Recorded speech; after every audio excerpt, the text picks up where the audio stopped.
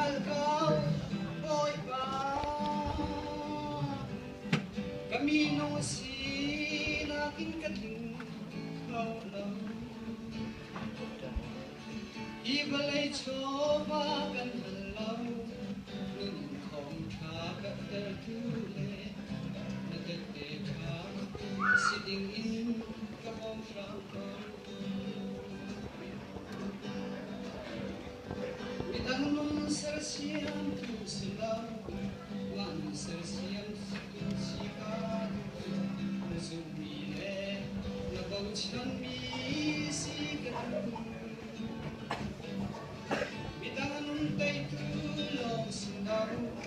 ngale ma tay tu si ka du ra khian him ka bom lo ka kal ta ka chin long ni chun nang hal gao boy pa kami no si na kin ka ting hau lau ibalay choba kan halaw nung khom tha ka ter thule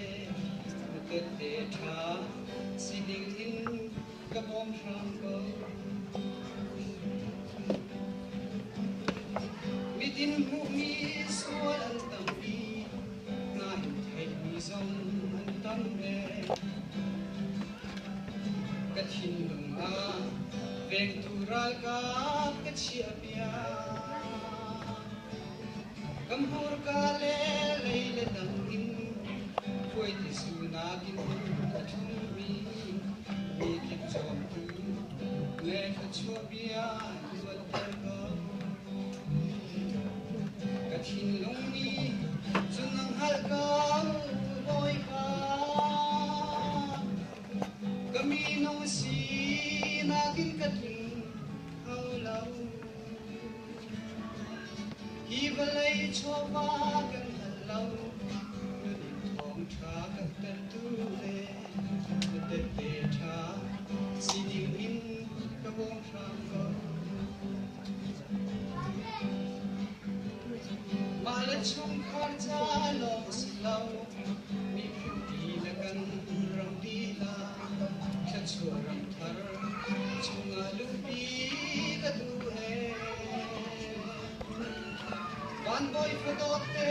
a bithia kin kan si pun bi chung lo asilaw in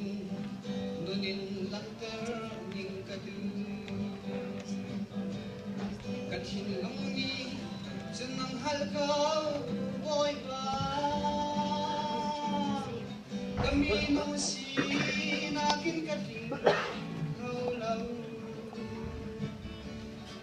ibalay choba kan halaw nung thong tha ka ter tule na te te tha siling in ka bom frang ko na te te tha siling in ka bom frang ko